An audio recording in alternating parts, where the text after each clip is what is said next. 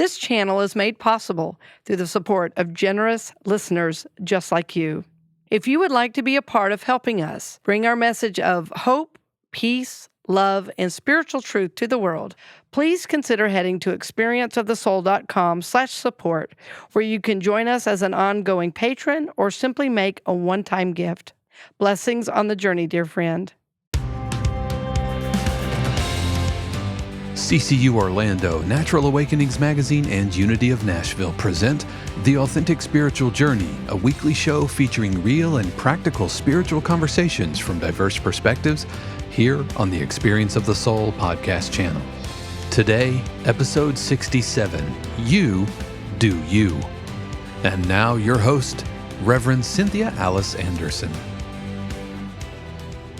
Hello and welcome to the Authentic Spiritual Journey. My name is RCA and I am the host of this amazing show, and we're here in 818 Studios with my producer. Hello everybody, what is up? This is Dave Croft. Thank you so much for joining us for today's episode of the Authentic Spiritual Journey. It's going to be a good one. We've got a great topic, but before we get into that, we got a couple of little housekeeping things, right, that we want to talk about? Well, there's one exciting thing, of course, is our campaign, our shirts that we're doing with the show name, the channel name, experienceofthesoul.com is what the shirt will say, right? Yes. And we are excited about that because if you order a shirt, boy, that helps us get the word out about the show, as well as it puts money in the bank for us. And so that we're grateful for that, for all the ways you support the show. And we love to be out and proud in our Experience of the Soul shirts. So we have a wonderful company we're working with as well, and excited about that partnership. We do want you to know, though, because it is a campaign, you will receive the shirt after we sell the first 20. I think that's going to happen very quickly, though. Absolutely, yeah. It's kind of like a Kickstarter thing. And if you're wondering what the shirts look like, we will have a picture of those shirts up at experienceofthesoul.com/support. That's where you could go to join us in our campaign. And we'll go ahead and throw a picture of that on the video feed. So if you're watching the YouTube video, you probably already know what it looks like. Yes, thank you. Thank you, friends, for all the ways that you already support. And I've heard from people all over the country, and one of the places I've talked to a friend recently is in California. So we want to lift up California as a wonderful a wonderful state, supporting us. And my good friend Arlene Meyer, I'm shouting out to her as well to thank her for her support of the show. And it's really amazing to be so connected with people not only all over the country but around the world through the simple broadcast. Yeah, I have a very special place in my heart for California. Of course, having grown up on Camp Pendleton in San Diego, or Oceanside, which is right, suburb of San Diego. So I still like the Padres and still like, the Chargers, all by San Diego sports. And so we visited in my adult life, have gone back, and man, what a beautiful, beautiful city, beautiful state. Absolutely adore California. Yeah, so thank you, friends, for joining us all the way from California, and just know that we feel connected to you as if you're right in the studio with us. I'm amazed, friends, at how we can feel the energy in the studio, how we connect with you all literally through the ethers. It's I continue to be surprised, amazed, and blessed at the success of the show, and we thank you for being a part of that. So today, show 67, a very simple but profound title for me: You Do You. Just you do you. Just you do you. You do you, baby. Instead of trying to be everybody else, you do you. And very early in my ministerial career, I was listening to somebody I really admired, and he's a minister named Michael Beckwith. And he has had an amazing career as a minister, as an inspiring leader. He's been on Oprah several times. He was in the movie The Secret. And, I used to listen to him, and I was so impressed. And I love the way he works with spirit. I love the way he experiences spirit and translates that out. And as I listened to him, I found myself wanting to try to emulate some of the things he did. And in my meditation time, I was really guided. Don't try to be a Michael Beckwith. Try to be Cynthia Alice Anderson, because that's going to take less energy and be more authentic, because you have a message. This was like direct from Spirit. You have a message to bring that only you can bring. And Michael Beckwith is doing Michael's work. He's being his authentic self. So rather than try to be somebody else, try to be yourself. Work at uncovering, what you're working with. And it's funny because the very first workshop I ever did, I was processing all of this idea, was stand in your magnificence. Stand in your magnificence. And friends, I'm still working on that. I'm still working on that. You do you is a profound statement, because it brings us right to the truth that we are called to be our authentic self, to live from that authenticity, and to allow Spirit to, and rather cooperate with Spirit, to work in and through our own lives so we can be a blessing to the world as only we can. As only we can. Yeah, and I don't know. It's like you don't need to be given permission to be you, right? To you do you, but often whether it's social norms or if we're in a church, it's church business and religiosity or whatever. But yeah, sometimes it could feel like you're not allowed to. Oh, exactly. There are a lot of cultural ideas. Some of us are still working with these old ideas. These, I like to call them archaic versions of ourselves left over from childhood. And so it is a process that we're in. You do you sounds simple, and in fact, it is simple but not easy. Yeah, and so and I want to back up a bit, because when I was in college, I worked a lot. I was in the music department at a wonderful school called Seattle Pacific University. And I had some amazing teachers, some of which I'm still in contact with today, and which is, 25 years later. And I had a good friend who was a composer, and I was helping him with one of his pieces. He wrote a symphony, and at that time, I was doing a lot of conducting, a lot of arranging of music, and I had written a lot of my own pieces as well for church choirs I had worked with, and I had taken a Debussy piece and a Claude Debussy piece that I arranged for orchestra. So I was doing a lot of that type of work at that time. And my classmate and friend, he was also a percussionist, wrote this symphony. And I helped him with couple of different aspects of the writing. And then what I did was I put on a performance, a concert of local musicians there in the Seattle area. And so as I heard his symphony, I could obviously hear influence of other people. And I'll never forget this moment, because we had a professor there, somebody I greatly admired, and once he heard the symphony, and he came to the performance and everything, once he heard the symphony, he said, "Well, that sounded like Bruckner." And I thought, yes, it did, but it also sounded like Scott.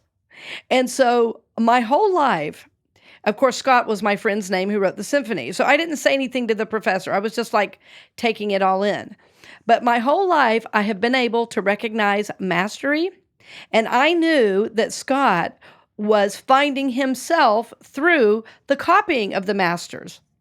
This is how we all learn. We emulate, we learn from the masters, and then find our own self, among that. But we all have influences, right? Absolutely. None of that happens in a vacuum. Right. Learning doesn't happen in a vacuum. And I talk to that to my composition students all the time, Yeah.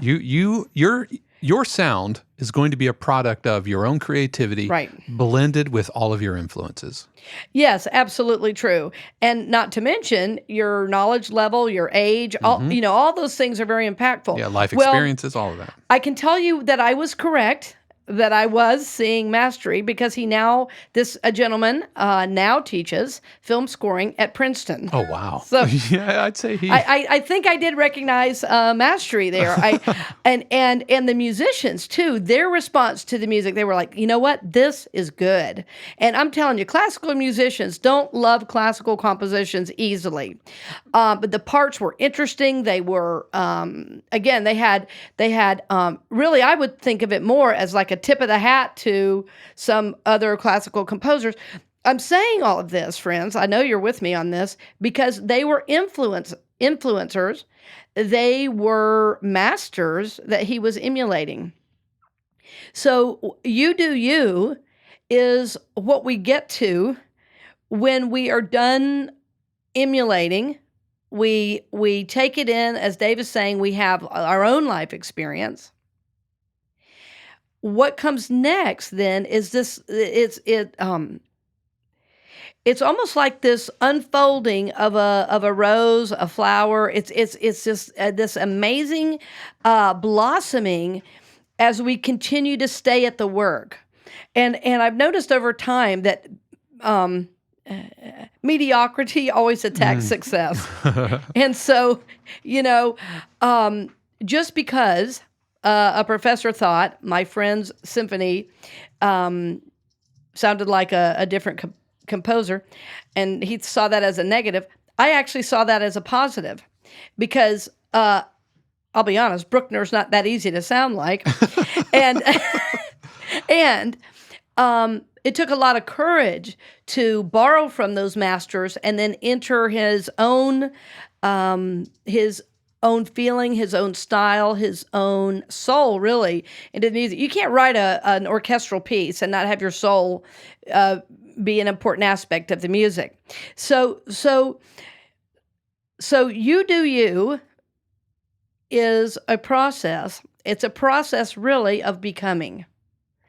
It's interesting that we're talking about this because I can't remember if I've mentioned this on the show before, but there's a book called The War of Art by Stephen Pressfield, and he talks about breaking through blocks and winning kind of inner creative battles. And he talks about the things that get in your way whenever you are looking to do something new, whether it's starting a business or writing a novel or painting, on canvas. There's this blockage, and he calls it resistance. Yeah. And so all these things that come up, and some of them are discipline, some of them are external, some of them are internal, and we'll put a link to that in the show notes.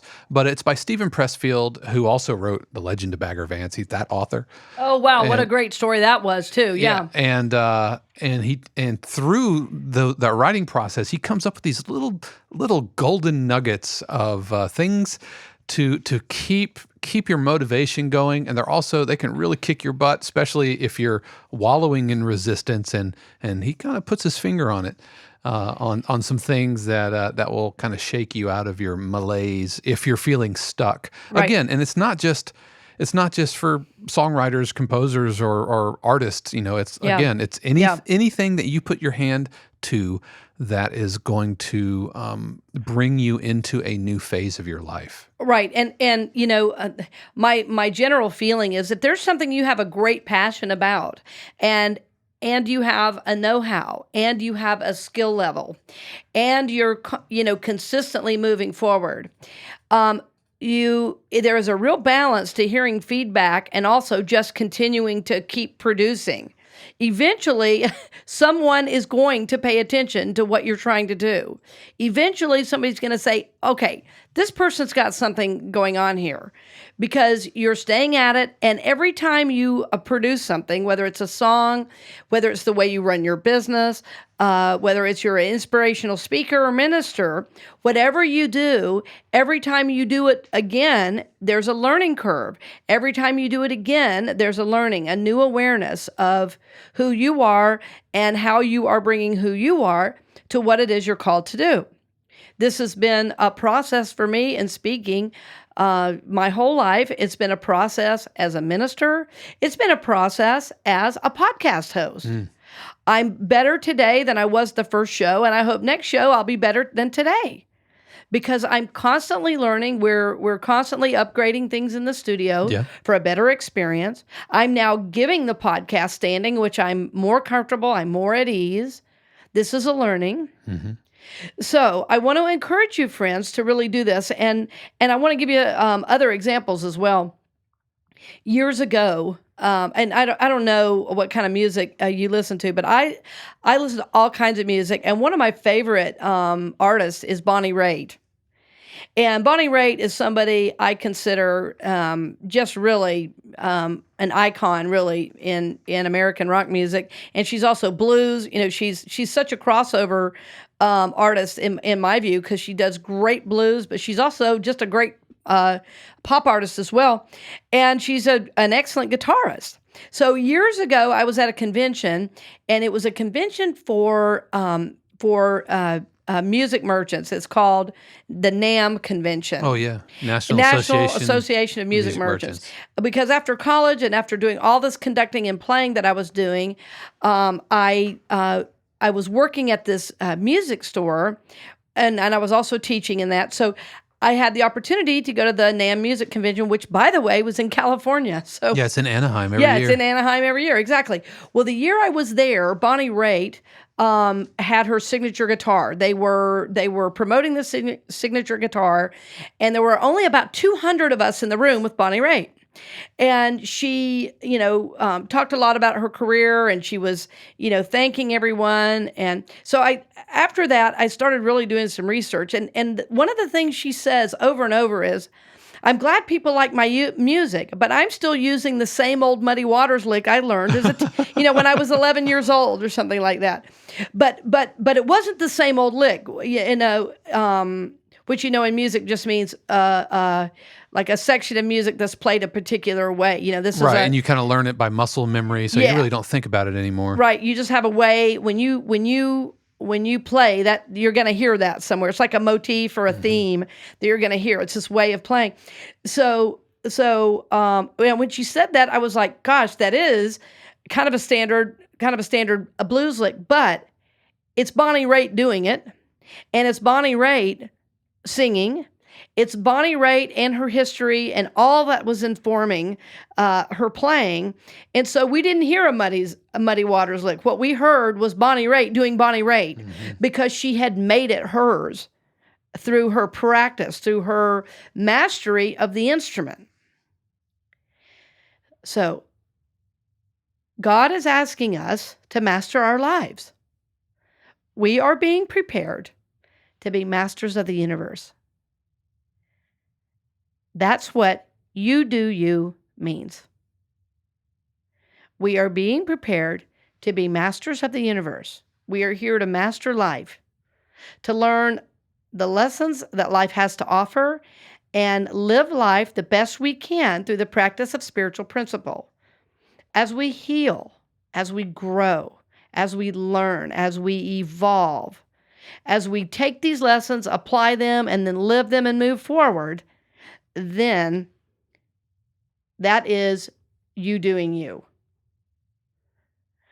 I'm going to say it one more time. You are being prepared to be a master of the universe. You do you. Don't be afraid to hear what the masters are doing in your field. Don't be afraid to hear what the masters are doing and move, change, evolve from that place. Don't be afraid to really listen to that inner voice that's guiding you about what is your next step. You do you is a profound spiritual idea in 3 short words. You do you is power-packed with meaning. To be a master of the universe, one must be alive and awake to life's experience. One must be committed to the spiritual journey through a daily effort, through daily prayer, through daily journaling, through supporting oneself on the journey, through healing at the very soul level. So we want to get into more of these things in the next half, but I want to encourage you to remember you are being called, you are being prepared to be a master of the universe. Studying from the masters, this is something I talk about in my class. We do a lot of work with reference material because, if you're dealing with music for media, whether it's TV, film, or commercials or whatever, then you're dealing with a client or a publisher who has an idea of what they want, but sometimes they can't necessarily articulate that. They'll give you a mood like, I need something to sound sarcastic. And, how do you put that to music or whatever? And so they will actually give you reference materials, songs, cues, tracks, whatever, commercials, clips that already reflect the things that they want. And so our job as media composers is to listen to that and kind of extract certain elements, whether it's the instrumental textures that we're hearing, what sounds we're hearing, what chords are they using, and that kind of thing. But specifically to create something new. And allow those things to influence you without you kind of just cloning whatever they're doing. And so we do that quite a lot, and it's something that I do professionally all the time, and I'm always learning. And that's not to say that I don't sit down and write something that's 100% original without references, but I deal a lot with listening to other music and kind of trying to glean something so that I can put it in my muse. It's what I call that. My inner well of creativity is my creative muse. And so I'm always have kind of my feelers out, and I'll hear this little rhythm and go, oh, hey, that's a little rhythm. I like that. And I'll tuck it away, or I'll make a little voice memo, or I'll hear a chord progression that I think is really cool. And I'll say, ooh, that's really nice. And I'm going to tuck that away into my muse so that I can withdraw from it later. Yeah. And what we want to do is and remember is we all often have very lofty ideas, and so of what we are to do and what we are to be. And so what I want to make sure that you are aware of is that there are going to be obstacles, and that's part of how you learn to do you. That's right. In the midst of life happening. So in our second half, we're going to come back to this. We're going to look at what gets in the way of that, and then how to move through those obstacles to really move into more of the good that we are to be. So we will be back right after this. We'll return to the program in just a few minutes, but first, we wanted to give a special word of thanks to our podcast partner, CCU Orlando, who has helped make this episode of the Authentic Spiritual Journey possible. CCU Orlando is a welcoming community dedicated to transforming lives, celebrating diversity, and supporting soul growth. CCU Orlando is located at 771 Holden Avenue in Orlando, Florida, with Sunday services at 9 and 11 a.m. You can stream services live online as well as learn more at christchurchunity.net. We'd also like to thank Natural Awakenings Magazine of Central Florida, Greater Orlando. Each month, Natural Awakenings magazines across the country take a practical look at the latest natural approaches to nutrition, fitness, creative expression, personal growth, and sustainable living. Natural Awakenings magazine is a free publication and is available in selected stores, health and education centers, healing centers, public libraries, and wherever free publications are located. You could learn more, including advertising opportunities for your business, by calling 407-628-0705. And finally, we'd like to extend our special thanks to Unity of Nashville, a sister ministry of CCU Orlando. If you're searching for a like-minded church community and a personal connection that supports your heart and mind in the Central Tennessee area, then join Unity of Nashville at 10 a.m. every Sunday morning at 5125 Franklin Pike. For more information, head over to unityofnashville.org. And now we return you to this week's episode of The Authentic Spiritual Journey with your host, Reverend Cynthia Alice Anderson. Welcome back to part 2 of You Do You. And this is a fun and exciting show for me. As a matter of fact, on the inside, I'm doing back handsprings. I'm going, woo, and stuff like that, because I feel as if this is the place I'm in my career where I'm finally understanding to a greater level what's mine to do. And I'm finally seeing how the work I've done for so many years is coming together. It's been about the last 18 months, really, that once I was up teaching a class, and I pulled back this knowledge from about 10 years ago, something I learned about Psychologically, it's called Johari's window. At the same time, I was talking about something spiritually, and then something else came through about the chakras. And it's like it all coalesced in my mind to create this complete paragraph of information that was nothing I studied. It was, the connection was mine and only mine, but it was exactly what was needed in the moment in the class. And I say that because I was so humbled by how the information came together. And it was seemingly on its own, but of course it wasn't on its own, because I'd studied over and over and over for years and applied and taught. And each of those concepts I had learned, in my early 30s.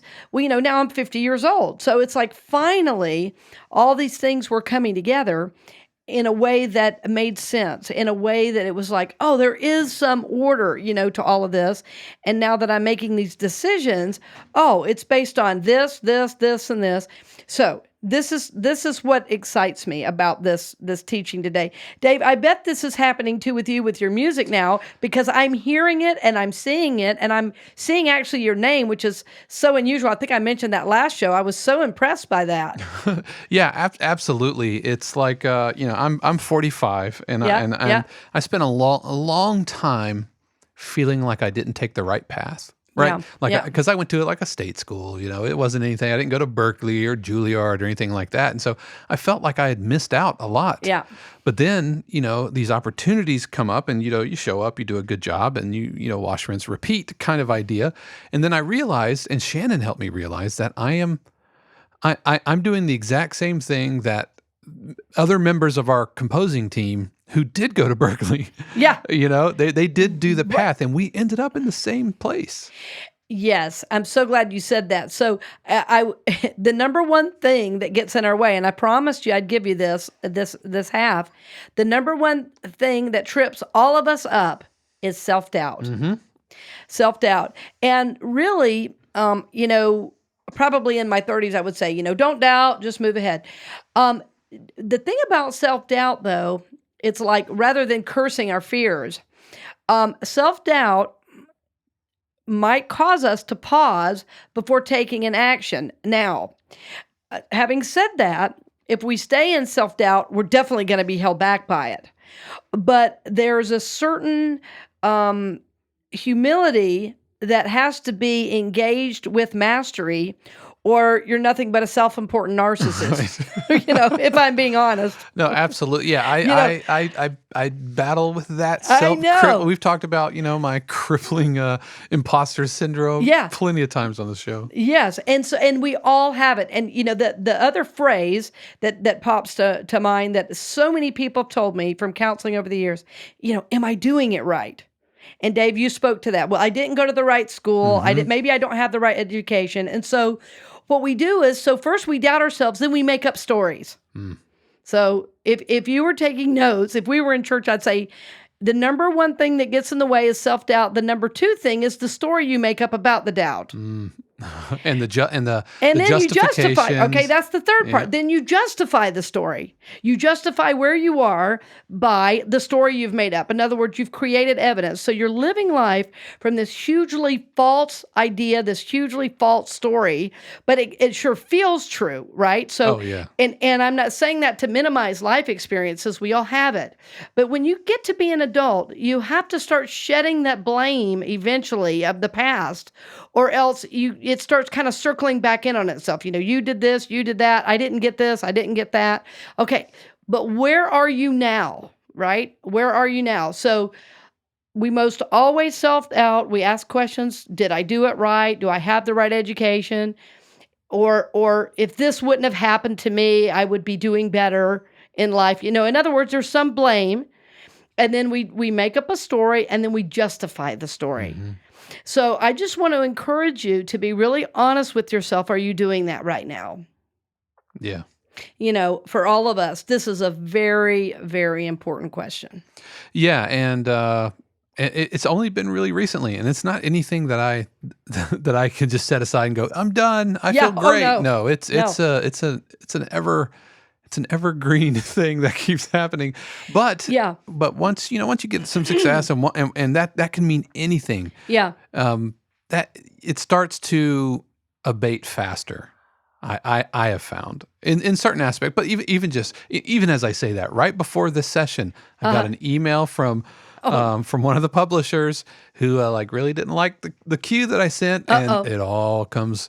Oh, what am I? Why am I even? I'm a fake. I'm just making it up as I go. And if I had, that didn't go quite that bad, but definitely that old familiar song was playing in the back of my mind just today. Right, exactly. And like you say, it varies in its intensity based on levels of success, and the other thing that I just want to say, to be a responsible human, if you do keep getting a door closed in your face over and over and over, there might be something there for you. Right. There might be something there for me.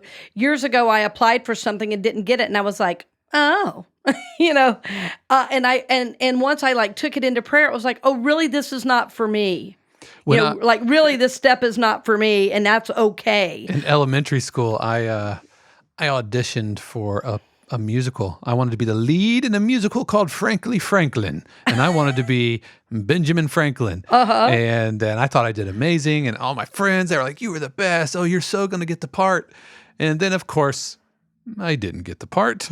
Some other kid got it who I guess was good, but I was so rumble. And so I didn't even get any part. I was just in the chorus, which, to an elementary kid, that's devastating. Oh, right.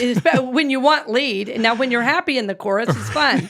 But if you want lead, that's like a slap in the face. Yeah, it's so I learned that day I'm not going to be an actor, and it's okay. Yep. I don't have that chop in my bag. Yeah, that's so funny. That's so funny. But you never know. You're moving to the forefront in your music in a way that is totally about your purpose. So that's what's so interesting. Absolutely. Like I think back, hey, what if I did? Would I have gone down this path that ultimately would have led to a flame out or just unhappiness? And I believe that the universe steered me clear of that. Exactly. So I often, work with people one-on-one, and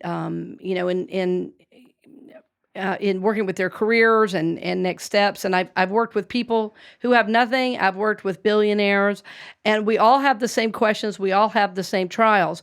But what I've noticed, the people who are really teachable, the people who really move forward, are ones that learn from, real life, real time feedback about their craft and make changes without getting their feelings so hurt and taking it so personally, and then move forward. So in other words, how can I be better at what I do? I often will contact a former speaking coach and have her listen in on the show, or have her give me feedback, and when I receive that feedback, well, I'm putting it into practice.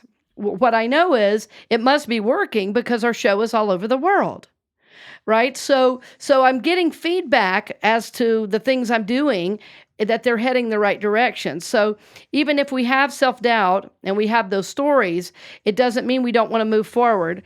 We also want to check out with, when we are moving forward, if we're getting consistent feedback, we need to pay attention to that. That's right. That's right. Yeah. That's part of being a professional. And so a lot of times people come to me and they have these big ideas, but they don't have the skill or the education or the know-how to do it, and they're not doing anything about that. So see, that's magical thinking.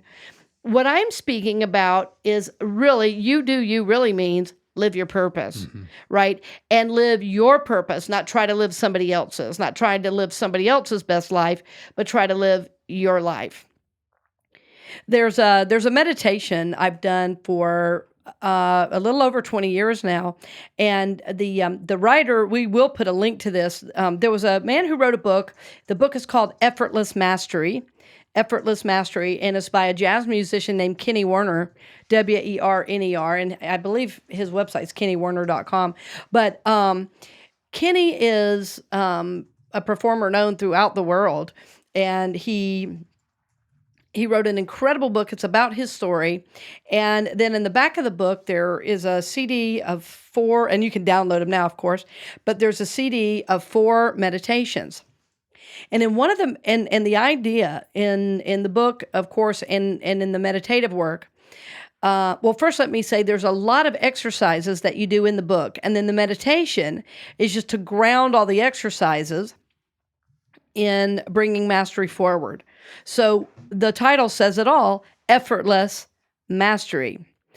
So the idea is that we are in our mastery without effort. In other words, we are connected to source, living our purpose. And in his case, it's about playing an instrument. It's about playing the piano, performing. And it is magical to experience his playing, and unlike anything I've ever experienced musically.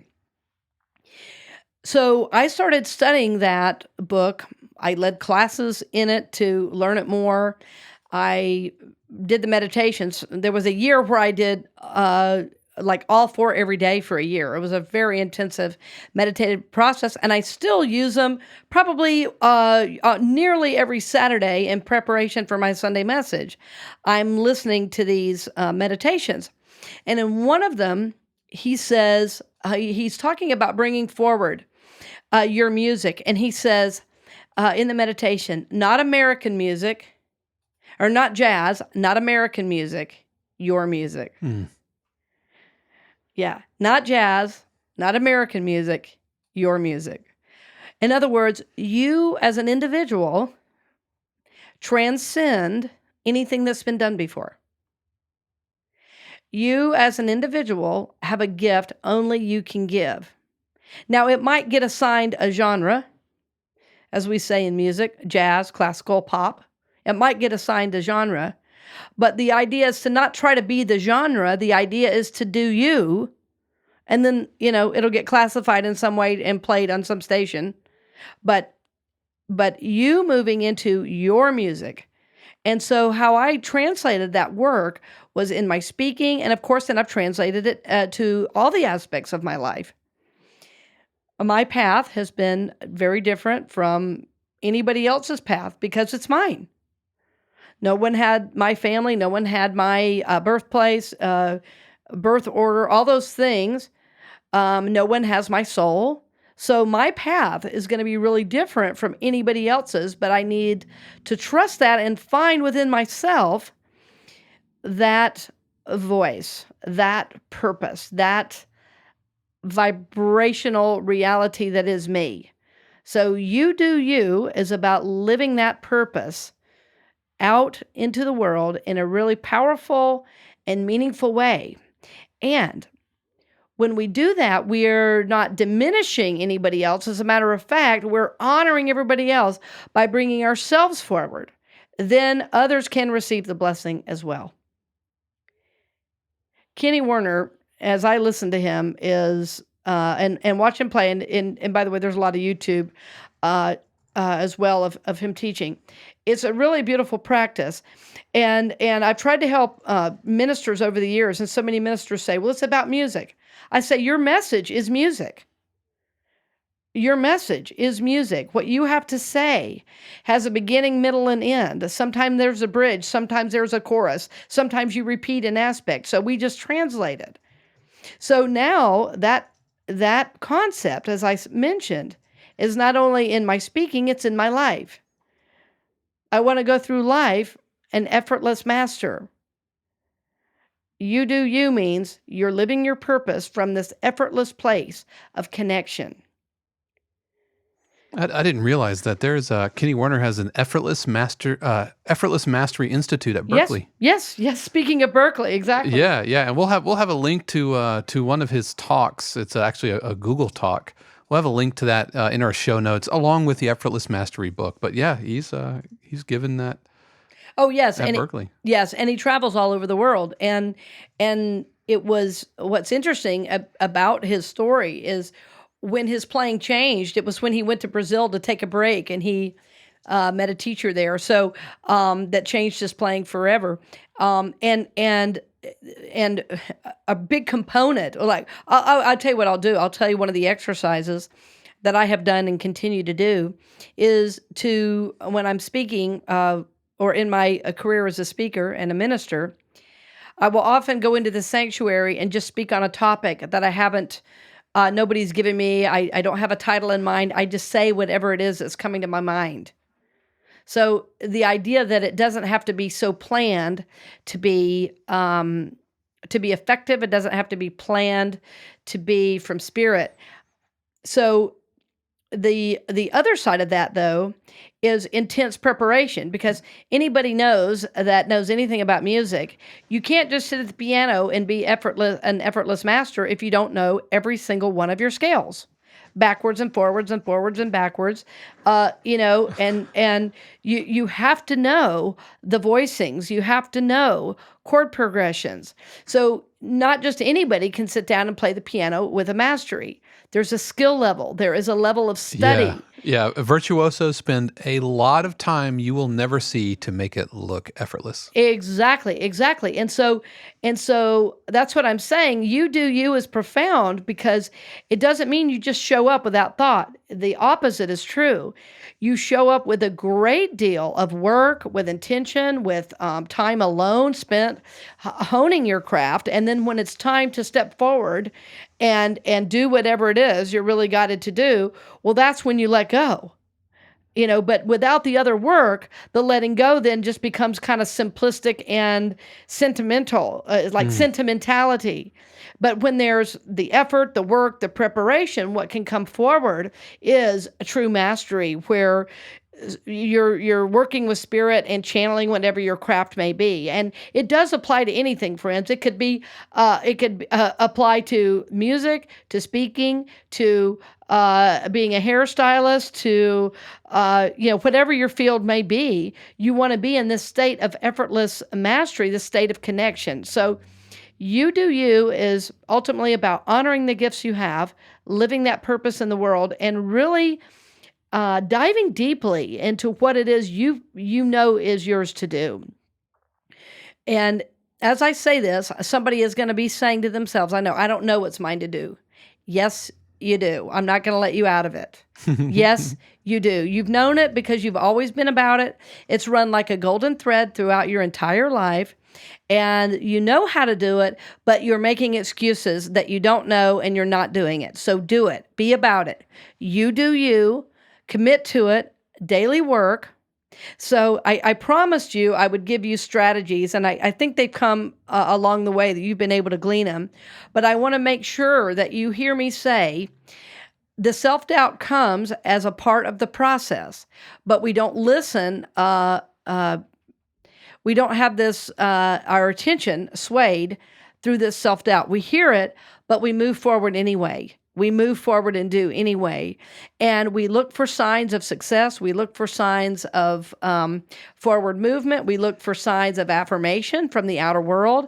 And we also, most importantly, look inside for the feeling that we have when we're doing this work, whatever we feel guided to do or be. What is the feeling? Is it a sense of peace? Is it struggle? Is it fun? Is it...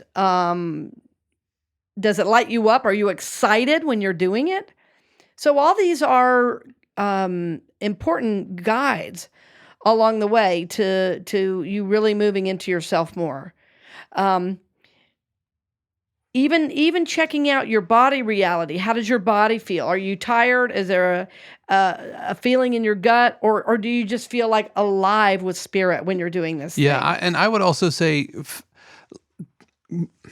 the things that you do that give you life, that where you find yourself entering the flow state, which is that period where you're not really conscious of time, things are just coming out, and you're outputting something, or you're being creative, or you're feeling really fulfilled.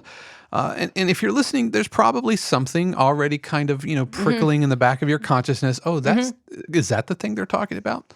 I say yes, go with it. Yes. And friends, you do you has nothing to do, by the way, with making money. Right. I want you to really hear that, because like Dave is saying, it really needs to be from your joy. And it's fun when we're on purpose. What happens when we're really being our true, authentic self, the money shows up, because who doesn't want to be around somebody's authentic self who's showing up, who's lighting up the world, who's blessing people. And that's what you're to do. That's what your purpose is. So you'll know you're on purpose by the affirmation you're receiving, and know even eventually the money comes. That's not why we do it, but that's how you know it's yours to do. You're right, Dave. That joy, when it gives you that joy and that feeling of accomplishment and that feeling of connection, of like, yes, I want more of this.